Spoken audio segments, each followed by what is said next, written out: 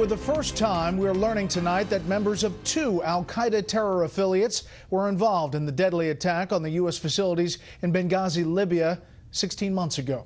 That is one of the shocking highlights from the Senate Intelligence Committee report released today. Its chair, Democratic Senator Dianne Feinstein.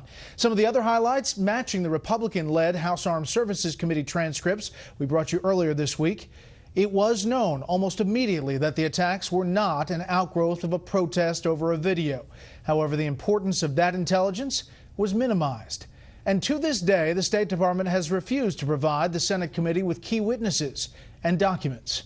Chief Intelligence Correspondent Catherine Herridge has more specifics. The new Senate report blows apart claims that the Benghazi attack was the work of local militias with no formal terrorist connections.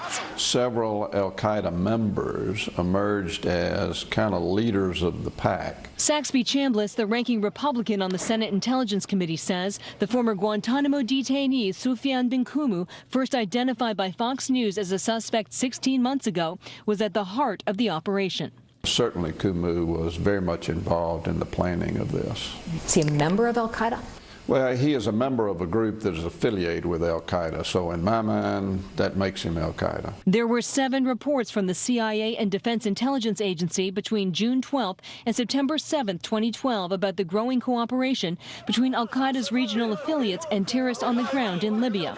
And while the CIA ramped up security, the State Department did not. It could have been prevented and should have been prevented. The committee sought a State Department classified cable, first reported by Fox News, that summarized an emergency meeting in Benghazi 1 month before the assault, which warned al-Qaeda training camps were operating, and the consulate could not defend against a coordinated attack. They resisted for a long time in providing it to us, but at the end of the day, we did secure the cable. Chambliss says it's part of a pattern where the State Department continues to block access to witnesses and documents that could explain whether a White House meeting on the day of the assault between then Defense Secretary Panetta, Secretary of State Clinton, the Vice President, and briefly President Obama set the marching orders. We've been stonewalled on that question.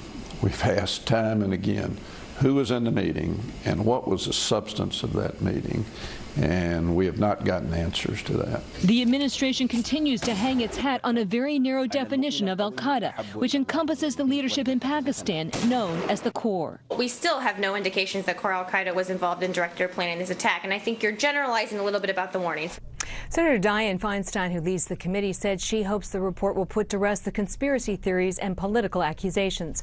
White House Press Secretary Jay Carney said the findings reinforce what other investigations have found, but Carney failed to address one of the most significant findings, that Benghazi was an al-Qaeda-led event. Brett. Catherine, thank you. We'll stay on it.